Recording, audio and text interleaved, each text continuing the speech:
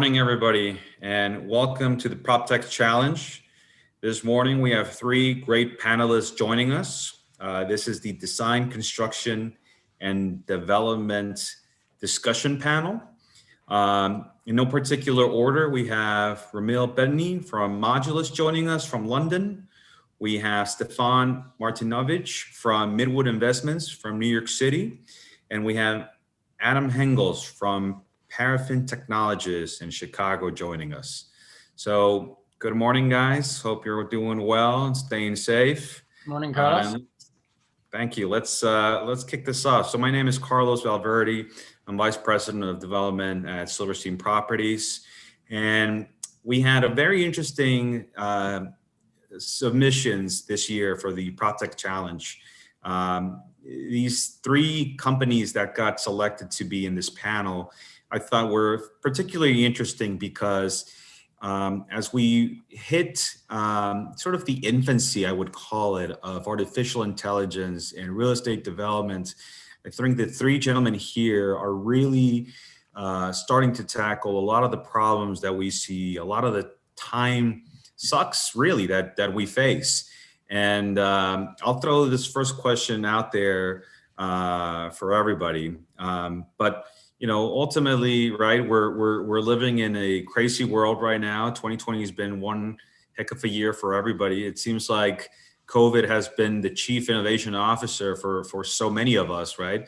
How are you guys doing? How are your companies doing? First of all, Romill, how are you guys holding up? How is your company doing? And you know, what are your plans overall for the U.S. market? We're holding up really well, actually. We moved the team very quickly to a virtual space. We implemented a work from anywhere policy, so staff could work and dial in from wherever they found themselves in the world, wherever was most convenient for them. So we've got staff members out in Australia, over in France, one in Austria. So, you know, the whole virtual reality of our lives now has been, you know, very quickly adopted. You know, we have what we call touch bases and huddles once a day. So we keep in touch with the team and see how everyone's doing, not just sort of in a physical sense, which we kind of promote physical exercise, but in a mental sense, because everyone's kind of going through uncharted territory, really. And, you know, those manifest in different ways. So the team's holding up really well. Good. So, Romill, you guys are based in London, starting to do work in the UK and Germany. What are your plans for stateside? And you tell us a little bit about how your product intends to work over here, which is a totally different markets. Good question. I think it's a case of sort of learning to walk before we can run. But our lead investor, which is why we're kind of, you know, very much centered on the UK market at the moment. It's the market we know best and we've got the best penetration of. We're now moving into Europe and looking at opportunities in Germany and Austria, primarily because we have a director, Marcus, who is German speaking, lives in Austria. But our lead investor are Colorado based. So we've always had an eventual plan to get into the States and see what market potential and opportunities are there. But for us, it's really about, as I said, learning to walk before we can run, and establishing supply chain and partners, and making sure we've got those steps in place. And also a lot of what we do is about regulatory advice and regulatory guidance, and whether that's to do with fire safety or acoustics, and structural regulation. So we need to get you know, the right consultants on board and the right knowledge on board to adapt our system for the US market. Right. That's great. Thank you, Romill. Adam, you're joining us from Chicago, Parafin Technology. I loved your deck as far as how you really got to the core of the issue, which is how developers just keep doing things the old way of doing due diligence and research. Your platform for hotel feasibilities and multi-residential feasibilities is really kind of breaking ground. What can you tell us about how your AI and machine learning, what inspired you to sort of really look at that and eventually start offering this as a service, as a product? Yeah, thanks, Carlos. Yeah, a lot of it has to do with, just living through the pain as a real estate developer. And my co-founder is an architect who's lived from this pain from the other side of the table. So with decades of just dealing with the pain of you're just trying to get more projects into your pipeline, but you have to spend a lot of time, a lot of money. Our customers are saying, on average, it's about 31 deals that they're looking at for every one that they actually break ground on. So, it's frustrating. And so, my co-founder, Brian, his background is in architecture, but specifically in computational design. So he's led teams that have built software that automate various processes that are within an architecture firm. Usually these are one-off bespoke solutions that help automate the most complicated products or projects like Vikings and Rams Stadium, these things like that.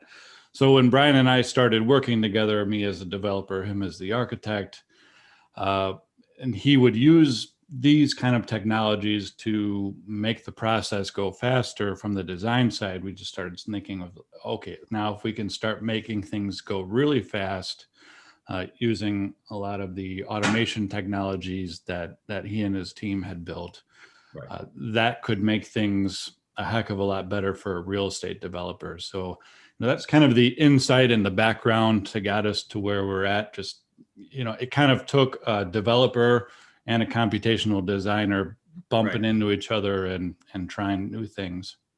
How much time would you assess that if a typical due diligence pre-development process takes anywhere between a year and 2 years, how much time do you think with Parafin technologies one could save?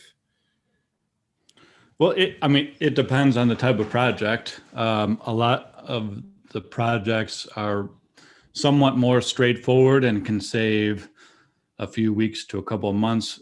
In the most complex projects, these mega projects, things like that, you could save several months for sure. But our typical customer is using the software on more straightforward projects. They're saving at least 2 weeks, typically 4 to 6 weeks. Right. That's great. Thank you, Adam. And then Stefan, last but not least, obviously. So Midwood Investments and Development, large real estate development firm here in New York City with a lot of millions of square feet in the pipeline. Similar to Adam, I'm sure you guys went through a lot of growing pains and doing your due diligence and site selection. And you tell us about how you go from being a development company into starting terrain and sort of where that came from? Came from necessity. So, we're still very much going through, an evolution in terms of our processes, but, just on background, Midwood's a 95-year-old, owner, operator, developer, fully integrated organization that's active in half a dozen major markets around the country. We do that with a 50-person team, primarily based in New York, but also, we have offices in LA and Philadelphia where we have people on the ground as well. And, really my role there is, was formed because we needed to find better ways to use data in order to solve real business challenges that would allow us to scale from, basically a family office into an institutional asset manager, which is, where we are today. And, we have, like you mentioned, millions of square feet in the pipeline, but, we also have loads of inbound deals that come our way. And then, when we have exhausted our inbound pipeline, we need to be constantly thinking and iterating on where we should be looking and investing next, and where there are opportunities that maybe we're not seeing or that, otherwise aren't in the forefront of our minds. And, terrain from, our Midwood data arm is really, the manifestation of that, where, we can, capture and crystallize all of the different viewpoints that we have built on the collective, century of experience that we have within the business, and translate that into, a product that, allows us to pull apart some of our assumptions and, apply our know-how with a broader lens across the country. So it allows us really to leverage and get a lot of scale out of our collective intelligence. Right.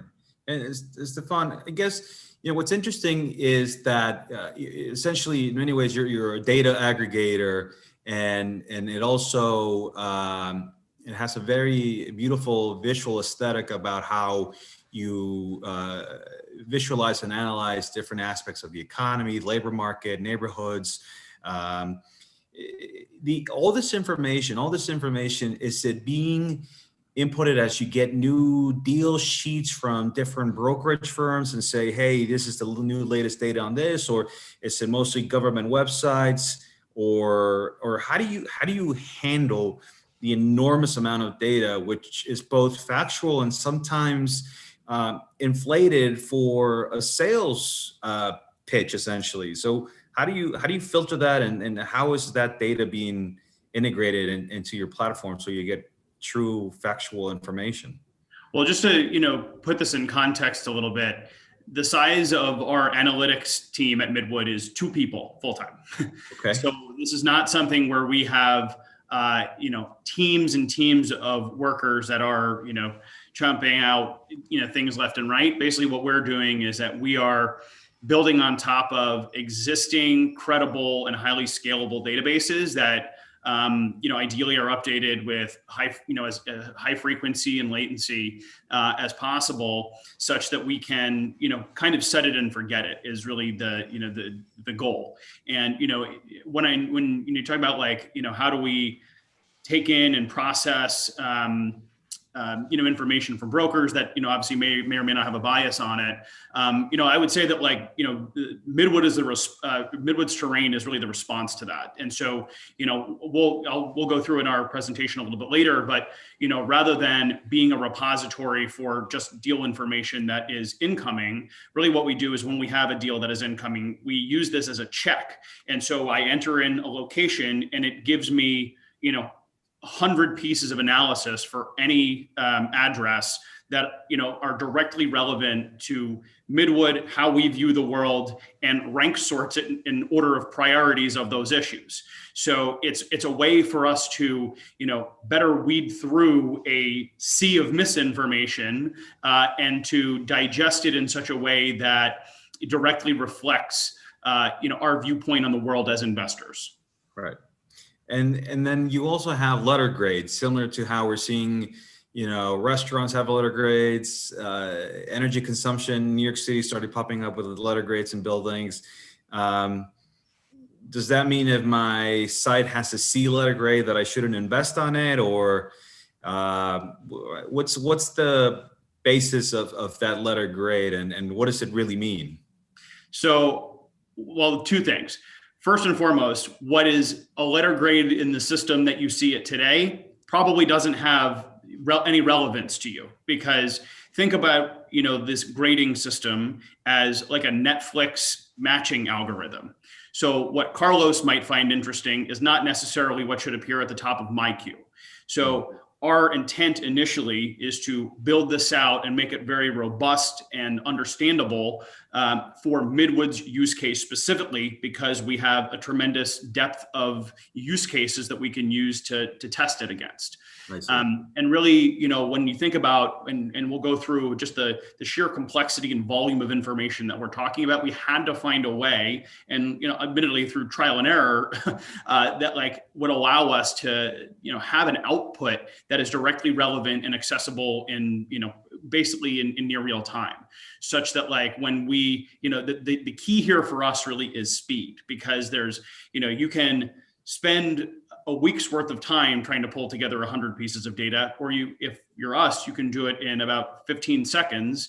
And if something rates an F, it's probably not going to be something that we're interested in. However, like this is not a, a sheer black and white, like we only invest in A+ locations. I mean, as anyone who's worked in the business as a practitioner and an industry participant knows, is that, deal flow is catch as catch can. So sometimes deal flow is light. Sometimes, there is a lot of transaction activity in the pipeline. And obviously we saw, a slowdown over the summer, and now things are looking like they're starting to pick back up in some ways. Right. So what we're really looking to do here is to basically work with the market basically such that when things come in, they are, we can move to the next one rapidly, so it gives us a broader visibility basically. Great.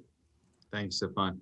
Romill, back to you. So for those that haven't seen Modulus, and you'll see it in the presentation, it's a very interesting, really great laid out platform where, like one of my colleagues said, you select a site and out pops a building. It's almost, it's almost too good to be true, Romill. I'll be honest with you. And it's good because this is what we need. I mean, there's a tremendous housing shortage all over the world.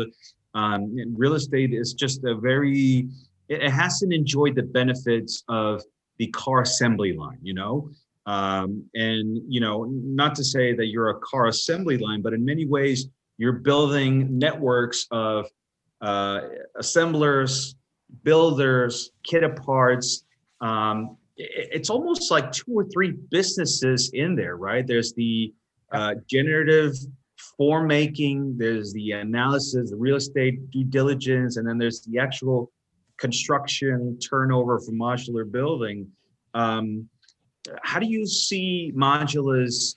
Do you see Modulus doing all of these in many ways, 3 separate but very joint efforts as the ultimate end goal, or do you think eventually each one will be its own separate entity?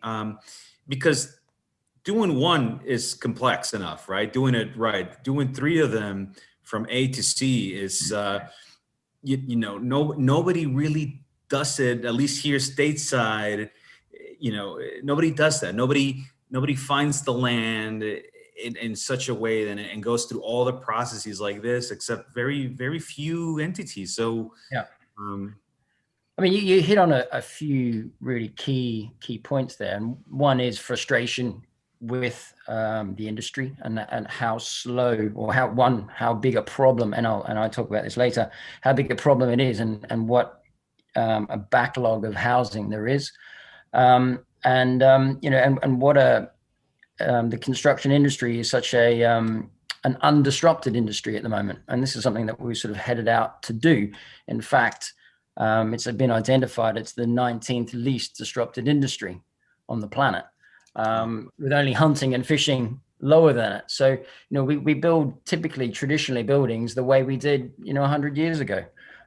So that it needs to be transformed. It's desperate to be transformed. And it's crucial that it is transformed in order to meet the requirements of housing, not only in the UK and the US, but globally.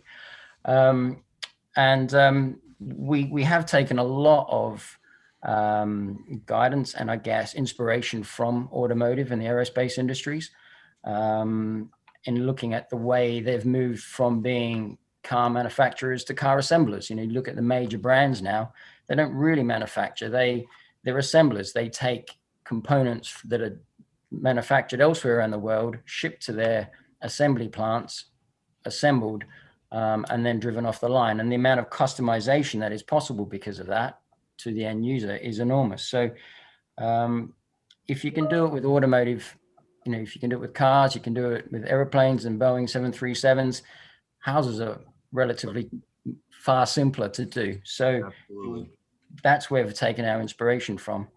So it's very doable. It's just a different mindset and a different way of thinking in a very, very traditional industry. Sure, it's a big challenge and a big task, but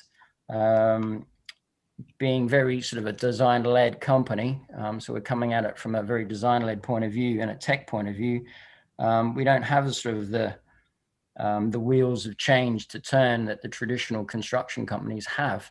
And, you know, so we can be very innovative, bring in the right people with the right experience and the right attitudes that see this as just, you know, a process that, and we can learn from other industries as well. Great. Thank you, Romill. And then we'll wrap up this session with Adam. So Adam, what's very interesting is that you also mentioned in your presentation that you have, I believe you said Marriott as a customer already. And, you know, can you tell us about what that process has been like with the Marriott Group? And, you know, because that's huge validation, obviously. And so, you know, I'm interested to see sort of what's next for Parafin Technologies. Yeah, so we started out 2020 getting ready to launch a new version of the software for hotels in partnership with Marriott. When we released the software, or were ready to release the software, we were in the midst of the pandemic. Marriott was in the middle of putting out a bunch of fires, kind of in you know, survival mode, and the hotel industry has been and still is kind of in distress. So that's been a challenge as far as the hotel industry. You know, in some ways you could say, well, that's the worst timing ever to launch something, but we're pretty optimistic in the long run. There's going to be a recovery of some sort. You know, there's going to be a recovery eventually. Absolutely. And what's interesting is that with Marriott, with all their layoffs and furloughs, the teams that they had in place to review the projects that developers are bringing to them are no longer, you know, there, you know, in the same scale that they used to be. So Marriott is going to need a tool like this, you know, to be able to do more with less. And developers need it, you know, because developers, you know, need to find new sites to build on. No, and you know, the lean team will be able to do this much faster than, you know, the months and months it would take. So I think that's all the time that we have, gentlemen. Thank you very much. Again, we have Romill Bettany from Modulus, we have Stefan Martinovic from Midwood Investments and Development, and Adam Hengels from Parafin Technologies. Thank you guys for a great session. I'm very excited about what your company is going to be doing in the next year or so. Let's touch base again. And I'm excited about what artificial intelligence and machine learning is going to do in real estate development, because I really do think we're still in its infancy. And there's going to be a lot of really interesting things coming up in the next couple of years. So keep doing what you're doing. Congratulations. And thank you so much. And for the rest of the audience, please don't miss their presentations. They're fantastic. You will not regret it. Thank you, guys.